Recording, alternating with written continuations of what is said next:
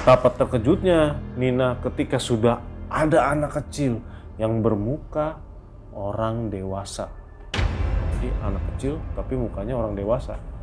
Kira-kira kebayangkan seperti apa? Dan tanpa basa-basi, yang anak kecil itu langsung loncat dan tidur di atas Nina. Seperti kayaknya anak kecil yang ingin menyusui. Di situ Nina kaget sejadi-jadinya. Karena ketika anak kecil itu berusaha menyusui, yang dirasakan tidak hanya kaget, tapi rasa sakit yang luar biasa. Anak kecil itu tidak hanya mencoba minum susu, tapi juga meminum.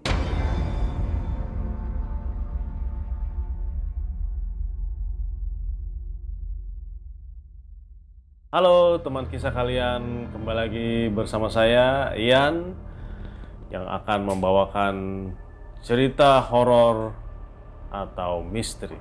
Kisah ini terjadi pada tahun 2015 di daerah Bandung. Pengirim cerita ini kita sebut saja Nina. Semua nama dan tempat yang berhubungan dengan cerita ini sudah saya samarkan. Tapi sebelum kita dengarkan dan lihat bersama-sama, kita lihat dulu yang satu ini.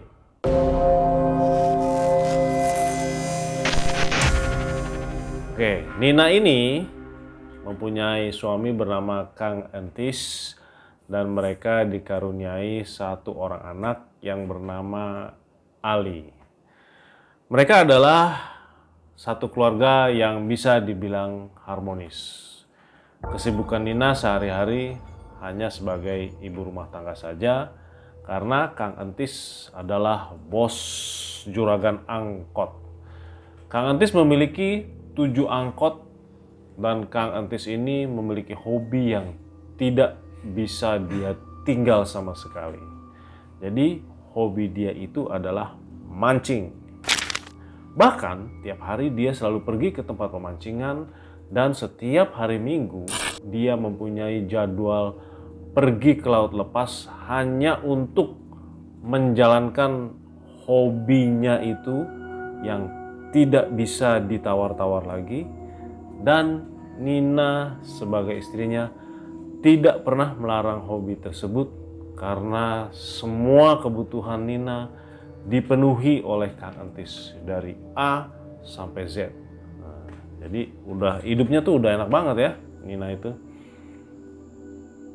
Kang Entis ini termasuk laki-laki yang berbeda dari suami-suami lainnya. Kenapa begitu? Karena walaupun dia bisa dibilang lupa diri karena selalu menjalankan hobi mancingnya itu, tiap kali mancing Senin, Selasa, Rabu, Kamis, kalau bisa Seninnya 2 kali dia mancing, ya kan? Tapi tetap dia tidak melupakan tugasnya sebagai suami dalam memberikan kewajibannya sebagai suami dan menafkahi istrinya, lahir dan batin. Tidak lupa pula Kang Entis juga sangat amat menghargai Nina. Jadi komplit lah, pokoknya harmonis banget deh ini keluarga. Kemudian pada tahun 2019, awal dari COVID, dari sinilah ekonomi mereka mulai terganggu. Karena ada aturan di rumah saja, sampai PPKM pada waktu itu. Nah, satu persatu angkot dari Kang Entis ini dijual untuk memenuhi kebutuhan ekonomi mereka. Ditambah lagi hobi dari Kang Entis ini yang terhambat karena nggak boleh keluar kan. Jadi Kang Entis ini nggak boleh mancing gitu loh. Nggak bisa mancing, bukan nggak boleh, nggak bisa. Karena untuk berkumpul di kayak tempat pemancingan, empang gitu kan nggak boleh ya. Nah, suatu hari Nina tuh ngeluh kepada Kang Entis gitu ya. pokoknya ngeluh lah pokoknya. Kang ini gimana nih, gini gitu. Cuman dijawab sama Kang Tis, ya gimana, namanya usaha lagi sepi, ada COVID. Kata Nina, ya emang betul sih. Cuman yang bikin dia marah itu, ada temennya yang bilang ke dia kalau suaminya itu males narik angkot. Padahal angkot tinggal satu. Tapi tetap, walaupun dia hobinya itu terhambat, hobi mancingnya, tapi tetap aja masih ngurusin mancing kan. Ya mainin ininya, ya terus udah gitu mungkin apa gitu kan. Pokoknya segala sesuatu tentang mancing tetap dijalanin walaupun nggak bisa keluar kan gitu. Nah awal masalahnya itu terjadi pada akhir Ramadan, menjelang Lebaran, dan masih dalam kondisi pandemi pada waktu itu ya. Nah Nina ini marah kepada Kang Entis karena kenapa sih udah tahu lagi susah begini masih aja ngurusin hobinya mancing dan mancing terus pokoknya. Bukannya berpikir gimana caranya cari usaha lain biar bisa menafkahi keluarga. Ya. Di situ Kang Tis cuma diem aja. Ya mungkin dia berpikir ya gimana caranya. Cuman kan mungkin belum ada jalannya gitu kan.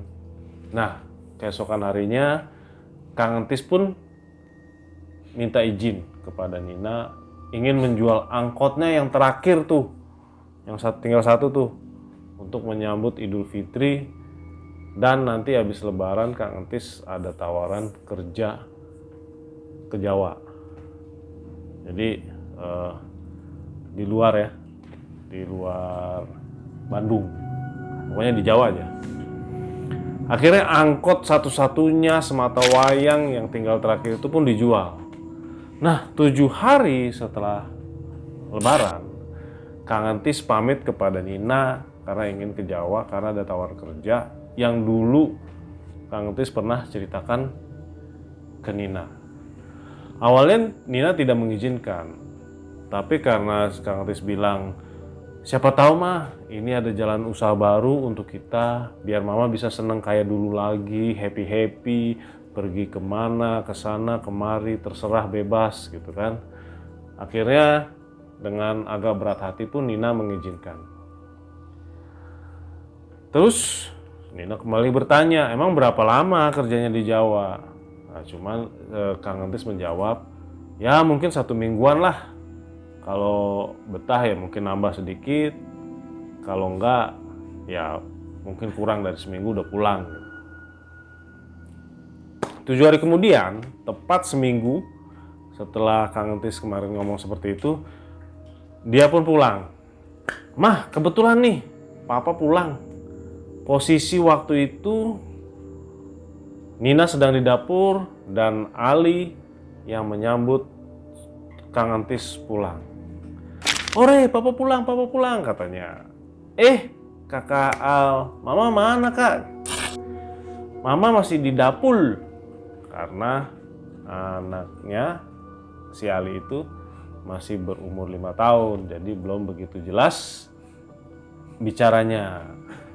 Di malam harinya Kang Entis tuh berbicara, Ma ada hadiah buat mama lu. Terus Nina membalas, apaan pak? Wah udah excited banget nih. Yuk kita ke kamar yang satunya nih.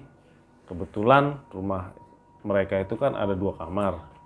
Akhirnya mereka ke kamar yang sebelah dengan ninggalin Ali yang sedang tidur. Malam itu pun suami dari Nina alias Kang Entis tuh romantis banget deh pokoknya. Dia menutup kedua mata Nina dengan sapu tangan ya kan. Nah, terus sambil dituntun jalannya dan Nina pun ya ngeri-ngeri sedap lah ya gitu kan. Ini mau diapain sih nih kok romantis tapi agak ngeri-ngeri juga ditutupin gitu. Kang Entis pun bilang, nggak apa-apa mah, ini namanya juga kejutan. Ya terserah papa dong ngasihnya gimana kan gitu. Nah terus udah gitu setelah sampai ke kamar itu Kang Entis nurunin tangannya terus tapi dia bilang mah jangan buru-buru buka mata dulu ya, tahan dulu gitu. Nah terus begitu Nina buka matanya, betapa terkejutnya Nina ketika melihat tepat di depan Nina itu ada sebuah patung yang menyerupai anak kecil. Dan Nina juga melihat banyak aneka jajanan dan bunga, ditambah lagi dengan bau kemenyan yang sangat menyengat di hidung ya. Terus Nina pun bingung, kaget. Kok kayak gini? Nina menjawab dengan terbata-bata karena saking kaget dan tidak menyangka akan seperti itu kejadiannya, hadiahnya, dan apapun kelakuan suaminya hari itu dia sama sekali nggak menduga ya. Terus Kang Entis pun menjawab, ini mah hadiah untuk mama. Coba sekarang mama berbaring di tempat tidur, dan tanpa berpikir panjang Nina pun nurut gitu loh. Dia juga bingung kenapa kok saya nurut gitu. Ya udah, dia kemudian rebahan ya kan, tanpa melawan, dan Kang Entis duduk bersimpuh di depan patung itu. Nina cuman bisa bengong dan sangat susah sekali untuk bicara, seperti ada yang nutupin mulutnya. Gak berapa lama, sekitar 15-an menit, terus tiba-tiba ada yang manggil si Nina tuh. Ma, ini anakmu, Ma. Nina pun berusaha nengok kanan kiri. Siapa yang manggil? Perasaan Ali udah tidur dari tadi. Terus Nina kembali mencari kanan kiri, atas bawah gitu kan, mencari di mana sumber suara tersebut. Ternyata begitu Nina melihat kembali ke arah suaminya, betapa terkejutnya Nina ketika sudah ada anak kecil yang bermuka orang dewasa. Jadi anak kecil tapi mukanya orang dewasa. Kira-kira kebayangkan seperti apa? Dan tanpa basa-basi, yang anak kecil itu langsung loncat dan tidur di atas Nina. Seperti kayaknya anak kecil yang ingin menyusui. Di situ Nina kaget sejadi-jadinya. Karena ketika anak kecil itu berusaha menyusui, yang dirasakan tidak hanya kaget, tapi rasa sakit yang luar biasa. Anak kecil itu tidak hanya mencoba minum susu, tapi juga meminum cairan merah yang berasal dari Nina. Singkat cerita, Nina berusaha dengan keras melupakan kejadian yang semalam. Karena menurut dia itu kejadian luar biasa yang membuat trauma tersendiri untuk Nina.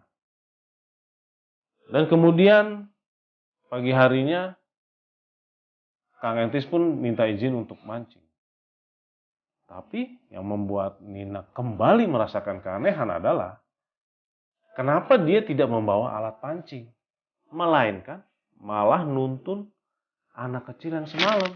Sore harinya Kang Entis pun pulang dengan mengetuk pintu dan teriak-teriak manggil Nina. Ma, Papa pulang nih. Mama lagi apa sih? Kok pulang gak dibukain pintunya? Akhirnya Nina bergegas kan. Ya, dia kan karena lagi di dapur gak denger. Terus dia buru-buru lari nih. Buru-buru lari, bukain pintu. Lama banget sih, Ma. Mama habis dari dapur nih, Pak, kata Nina. Nih, uang hari ini. Sepi, mah. Cuma dapat 3 juta. Nanti malam kamu kasih dia ASI lagi. Coba kalau tiap hari kayak begini. Papa kan bisa dapat banyak, mah. 3 juta sehari dikali 30, 90 juta, mah, sebulan. Tapi Nina berpikir dan langsung membantah omongan Kang Entis. Ah, saya nggak mau, Pak. Kalau kayak begini caranya. Coba aja Papa ngerasain tiap malam kesakitan seperti itu. Keluar cairan merah. Ah, pokoknya nggak enak banget. Saya nggak mau, Pak. Sekali aja cukup. Nina pun langsung bilang, pokoknya detik ini, hari ini, saya mau pisah dari kamu, Pak. Kang Entis kaget kan, hah? Kamu bilang apa, Mah?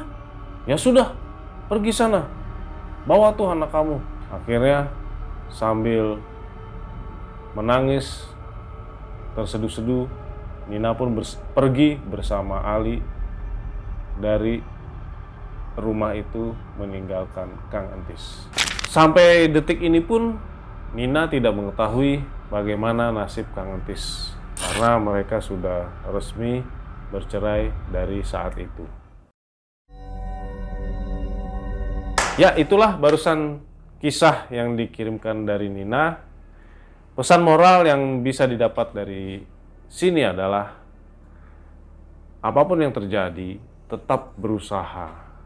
Walaupun keadaan ekonomi sulit atau keadaan keluarga lagi sulit, jangan lupa kepada yang di atas. Oh iya, satu lagi nih teman kakak, pesan dari Nina, apabila ibu-ibu mendapatkan suaminya sedang dalam keadaan terpuruk ekonominya, tolong bersabar dan berusahalah tetap menyemangati suaminya. Karena biar bagaimanapun suami itu pasti akan mencari nafkah untuk istri dan anaknya.